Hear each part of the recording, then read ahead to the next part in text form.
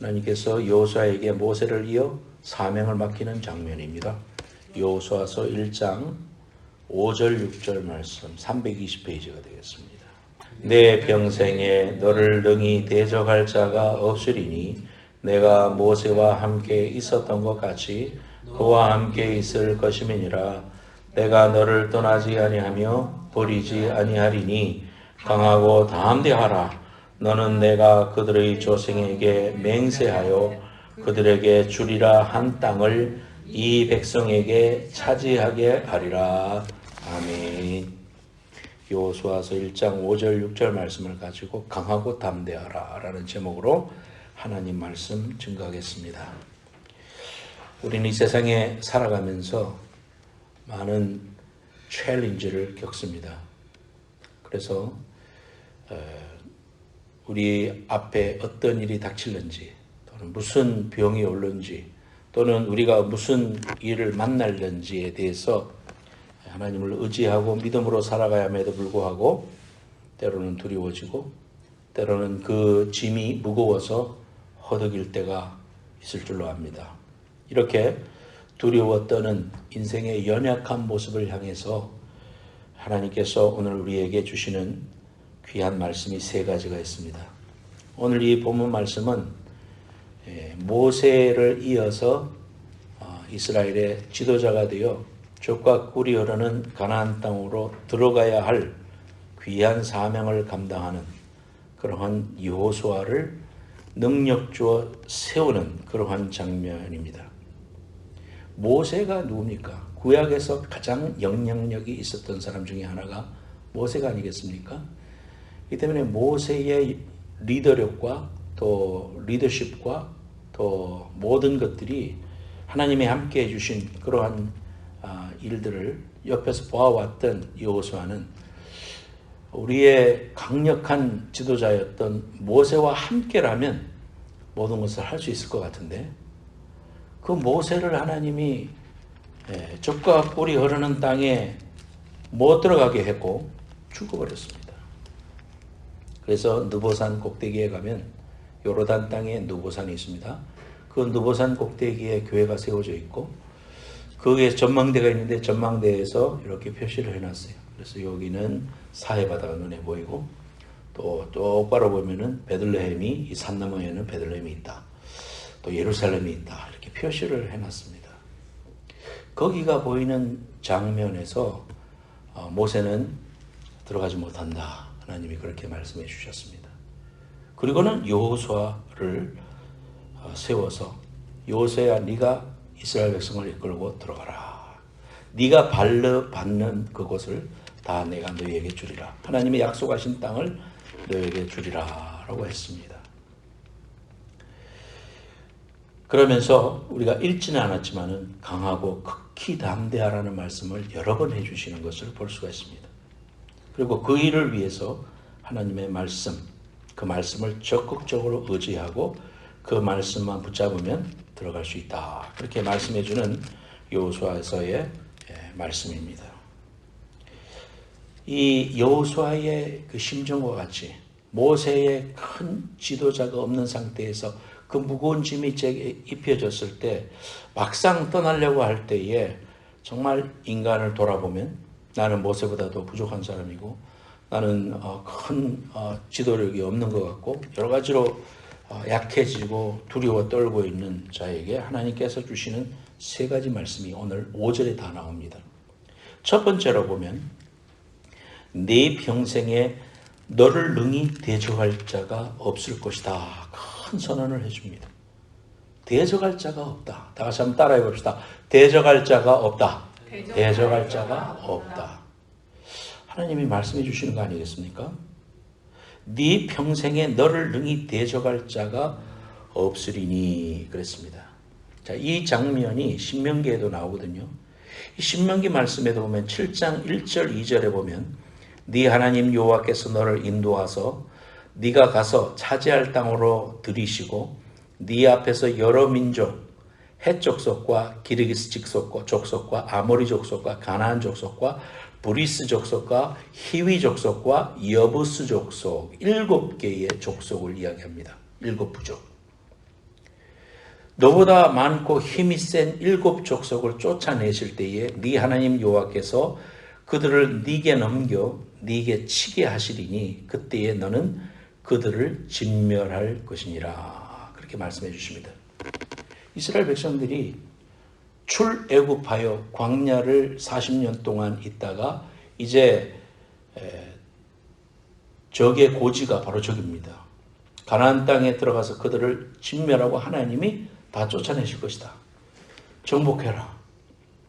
이 싸움에서 승리할 것이다. 그렇게 말해주면서 대적할 자가 없을 것이다. 그렇게 말해줍니다.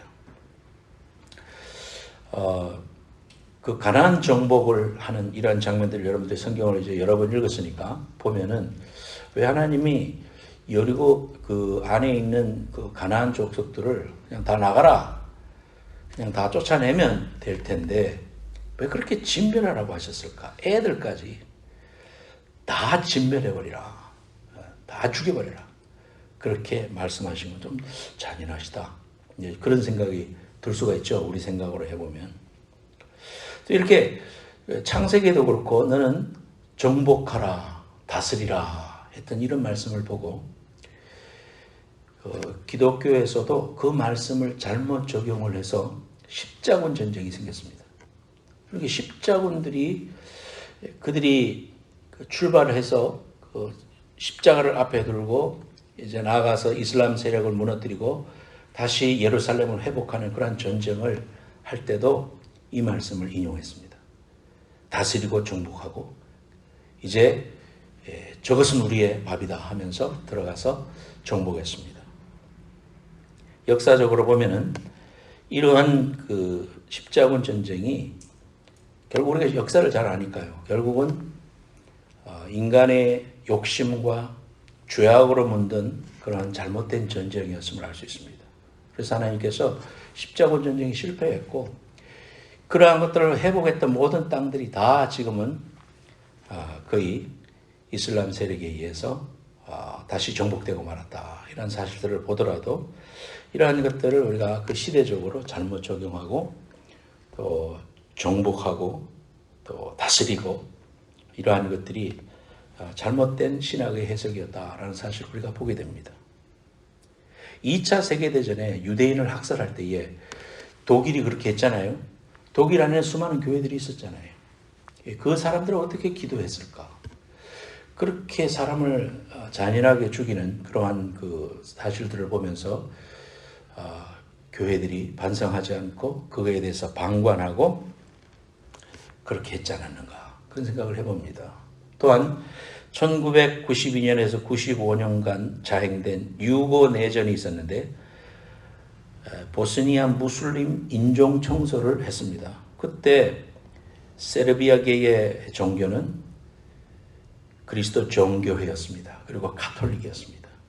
이런 사람들이 과연 성경적인 적용을 했을까 생각해 보면은 인간의 정치적인 야욕과 또 권력욕과 이런 것들로 인해서 결국은 자신들의 행동을 정당화시키면서 역사에 잘못된 한 획을 그었다 이렇게 보는 것입니다. 자, 이러한 관점에서 볼 때에 이스라엘 백성들은 왜 그렇게 하나님이 들어가서 그들을 완전히 진멸하고 쫓아낼 것을 명령하셨을까? 이것은 죄와 싸우는 영적인 전쟁을 보여주는 모형론적인 그러한 모습이었다 이렇게 보면 됩니다. 그것이 하나의 역사적인 사건만으로 존재하는 게 아니라 오늘날 우리에게 성경을 통해서 보여주시는 것은 이것은 단순한 싸움이 아니고 그들을 죽여서 쫓아내고 우리가 그 땅을 차지하는 것 그 자체만 말해주는 것이 아니라 우리가 싸우는 영적인 전쟁을 의미한다. 우리가 이렇게 성경을 봐야 됩니다. 그래서 레위기 18장에 보면 이 가나안 족속들이 얼마나 타락했었는가 그 내용들이 쭉 나와요. 그들의 죄악에 관영해서 하나님께서는 출애굽해서 그들을 치러가는 그러한 기간들까지도 그들의 죄악이 너무나도 극에 달했을 때 그들을 진멸하는 이런 것을 볼 수가 있습니다. 근친상간, 간음, 우상숭배, 동성연애, 수간 이런 것들로 인해서 이 가나안이 엄청난 타락을 하고 있었습니다. 그렇기 때문에 죄와 싸우는 영적인 전쟁에 대해서 우리에게 가르쳐 주시는 그러한 것이 가나안 정복이었다. 가나안의 7 족속은 이러한 죄악된 죄의 문화를 우리에게 보여주고 있는 것입니다. 우리가 그리스도인으로서 세상 속에 살지만 세상에 들어가서 그들을 변화시켜서 하나님의 나라의 백성으로 되게 하는 그런 사명을 우리가 감당하지만 죄와 더불어 타협할 수는 없는 것이죠. 그 죄와 더불어서 연합하고 화합하는 척하면서 결국은 우리가 세상에 똑같은 종류로 동화될 수가 있는 거죠. 그래서 우리가 이러한 것들을 철저하게 말씀 중심으로 구별하고 이러한 죄의 문화들을 철저하게 배격해야 된다. 여러분의 삶도 마찬가지입니다. 그래서 이러한 가나안 정복이라는 것은 우리가 이러한 죄의 세력에 대하여 철저하게 배격하고 진멸해 버리시는 하나님의 공의의 하나님의 모습을 우리가 철저하게 보는 것입니다. 그리스도의 속죄와 용서에 대해서 우리가 너무나도 젖어 있기 때문에 하나님이 얼마나 죄를 싫어하시고 이 세상에 대해서 정결하고 성결하게 살려고 하시는 하나님의 속성을 잊어버리고 살아가고 있습니다. 그냥 적당히 살다가 이 세상에서 핍박받지 않고 또 고난받지 않고 그저 회색분자로 살다가 천국 들어가기 직전에 회개하면 되지라고 하는 이러한 잘못된 생각들로 살아가는 수많은 그리스도인들이 오늘도 존재하죠. 저 여러분들에게도 그런 생각이 있는지 모르겠어요. 내가 하나님 앞에 거룩한 삶을 살고자 분투하고 노력하고 찢어내고 잘라내고 하나님 앞에서 내가 거룩해지기 위해서 발버둥 치는 그 싸움보다도 하나님이 아실 텐데 나 용서해 주실 텐데 하나님 감사합니다 하면서 콧물 눈물 흘리면서 정당화시키는 이러한 것들이 오늘날 우리에게 너무 만연해 있지 않는가 우리가 돌아보면 좋겠다. 그래서 우리는 이스라엘 백성들이 그곳에 들어가서 그들을 죽이려고 들어간 것이 아니라 결국은 그 땅을 살리기 위해서 들어갔다. 하나님의 나라의 천국의 모형이었던 그러한 가나안 땅을 족각꿀이 흐르는 하나님의 다스리심과 하나님의 능력이 있는 그런 곳으로 변화시키기 위해서 들어갔다. 죽이기 위해서 들어간 것이 아니라 살리러 들어갔다. 이것이 바로 가나안 정복의 의미입니다. 회복이다. 정복이 아니라 회복시키려고 하는 것이다. 우리가 세상을 향해서 사랑하고 또 그들 속에 들어가서 빛과 소금의 역할을 감당하고 하는 것은 좋으나 우리가 그러한 것들과 동화되고 그런 죄악들을 편협하고 받아들이고 또는 서로 손을 잡고 적당히 살아가는 이러한 것들에 대해서 하나님이 제일 싫어하신다. 우리가 철저하게 우리 자신을 거룩한 영적인 전쟁에서 승리하는 거룩한 백성으로 거룩한 신부로 살기를 원하시는 하나님의 그 귀한 뜻을 알고요. 그렇게 우리가 거룩한 신부가 될 때 너희들을 대적할 자가 없다. 하나님이 책임져 주시고 너희들을 붙잡아 주신다. 그렇게 말씀해 주시는 겁니다. 로마서 8장 31절에 그런즉 이 일에 대하여 우리가 무슨 말하리요? 만일 하나님이 우리를 위하시면 누가 우리를 대적하리요? 그래서 여러분들 항상 우리 속에 생각할 때 거룩한 신부로 사는 거 우리에게 첫 번째 해야 할 일이에요. 그럴 때 하나님이 대적할 자가 없다. 내가 너를 지켜줄 것이다. 하나님이 우리를 책임져 주시고 우리를 개런티해 주시고 우리를 붙잡고 계신데 세상에 누가 우리를 하나님의 사랑에서 끊을 것이냐. 이러한 분명한 확신과 고백이 우리에게 있어야 되겠다. 그래서 오늘도 그런 찬양을 많이 했습니다만 염려하지 말라. 어떠한 대적도 우리를 이길 수 없다. 하나님이 그렇게 선언하셨잖아요. 만군의 하나님이 우리와 함께하고 계신다는 사실 꼭 기억하면서 여러분 앞에 어떤 문제가 닥친다 할지라도 으르렁거리면서 사자처럼 다가온다 할지라도 너는 나의 적수가 될 수 없어. 하나님이 그렇게 선언하셨어. 너는 나의 대적이 아니야. 하나님이 나의 구원자시요 나와 함께 해주시고 나를 대신해서 싸워주시는 분이야. 절대로 여러분 확신하면서 대적할 자가 없다. 확신하고 믿음으로 사는 귀한 성도 되시기를 축원합니다. 대적할 자가 없다. 두 번 시작. 대적할 자가 없다. 대적할 자가 없다. 할렐루야. 믿으시기 바랍니다. 두 번째로 내가 모세와 함께 있었던 것 같이 너와 함께 있을 것임이라. 그 모세 없다고 두려워하지 말라. 모세와 함께 해줬는데 내가 너하고도 함께 해주겠다. 그렇게 말하고 있습니다. 두 번째 단어는 내가 함께 하리라. 그렇게 말씀해 주십니다. 광야 40년을 모세와 함께 하신 하나님이 나와도 같이 하실 것이다. 하나님이 우리와 함께 하신다. 주님 안에서 강하고 담대한 주의 백성이 되라. 하나님은 그렇게 우리에게 말씀하십니다. 마음의 염려, 근심이 다가올지라도 여러분 앞에 하나님이 나와 함께 하시지. 첫째 기억할 것은 뭐라고 그랬어요? 대적할 기회가 없다. 두 번째로는 하나님이 나와 함께 하신다. 이러한 생각을 여러분이 꼭 가져야 됩니다. 가슴을 펴고 강하고 담대하고 믿음으로 선언하고 여러분의 입술로 주장하는 게 필요해요. 그런 상황 속에서도 입술로 고백하는 거예요. 이 말씀을 그대로 내가 고백하는 거예요. 대적할 자가 없다. 하나님 나와 함께 하신다. 하나님이 나와 세상 끝날까지 함께 해주겠다고 약속하셨다. 마귀는 한 길로 왔다가 7길로 도망가라.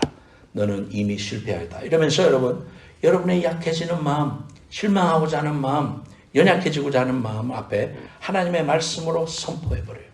계속해서 선포하고 믿음으로 고백할 때 하나님께서 우리에게 그런 믿음을 주십니다. 믿음은 입으로 시인할 때 믿음이 되는 거예요. 생각으로만 있으면 안 되고 입으로 시인하고 그렇게 고백할 때 하나님이 함께 하시는 귀한 은혜와 능력을 경험합니다. 두렵고 떨리고 막 무섭고 그럴 때에도 하나님을 찬양하면서 이 말씀을 읽어요. 말씀을 계속해서 읽어요. 한 번 읽고 두 번 읽고 세 번 읽고 계속해서 읽을 때 믿음은 들음에서 나고 들음은 하나님의 말씀으로 이어진다고 그랬어요. 믿음이 올 때 우리가 평안해지고 하나님의 약속을 붙잡게 됩니다. 내가 함께하리라. 이 두 번째 말씀 꼭 기억하기 바랍니다.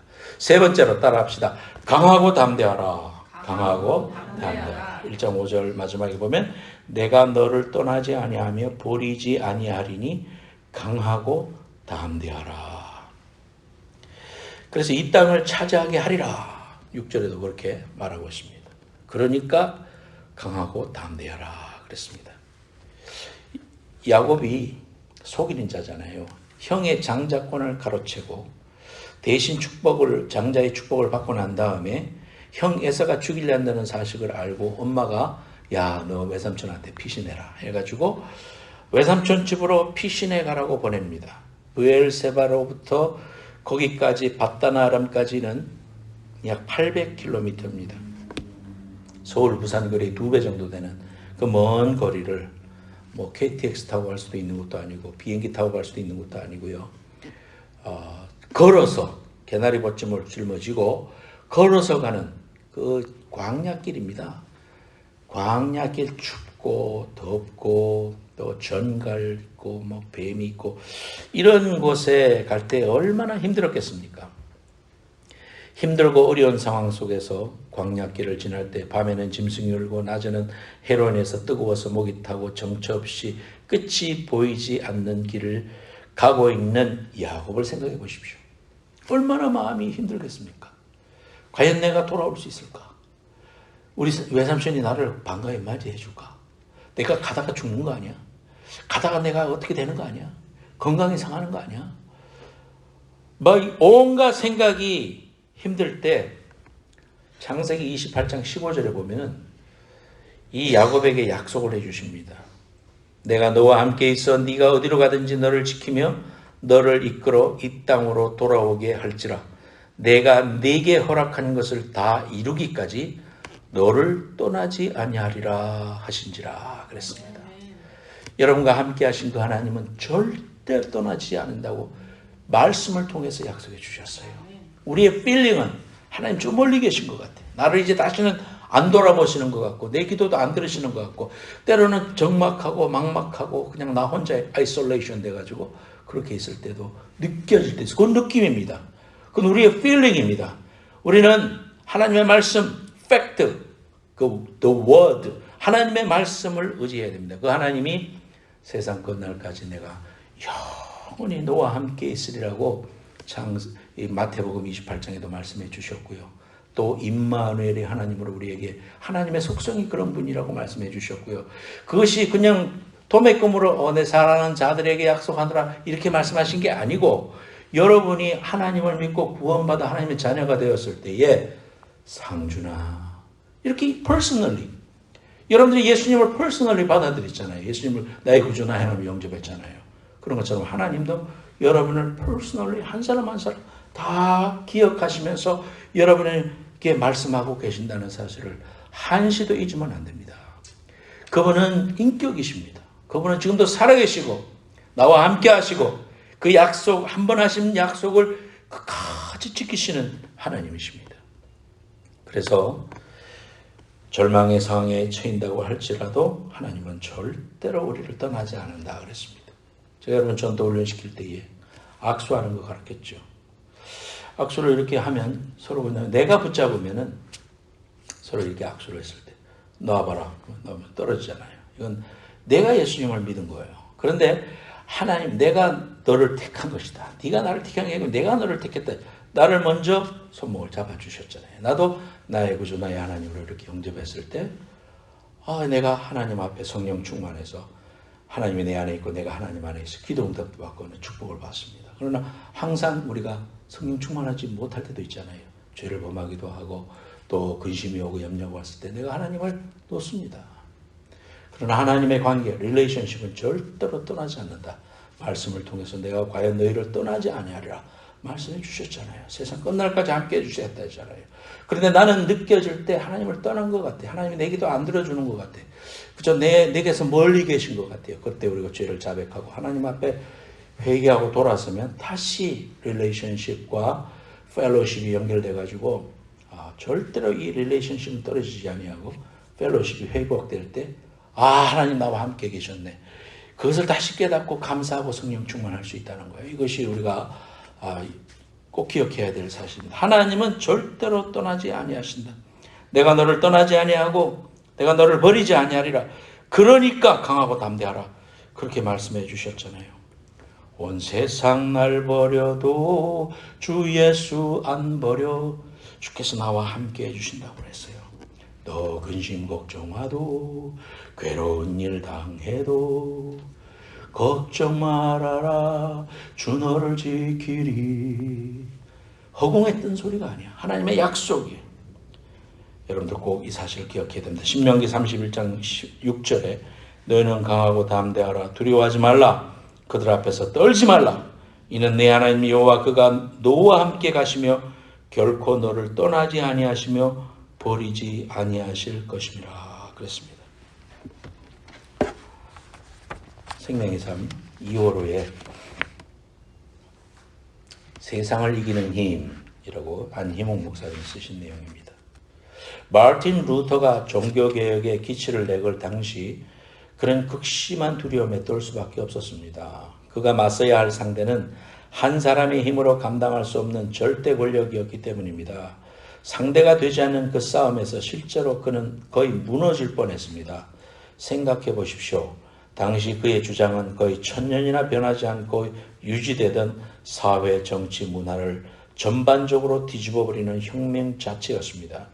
계단으로 바위를 치는 무모한 일이었습니다. 이처럼 두렵고 떨리는 싸움을 하던 그가 마음에 품은 말은 코람 데오였습니다. 라틴어로 코람은 뭐뭐 앞에서, 데오는 하나님이라는 뜻입니다.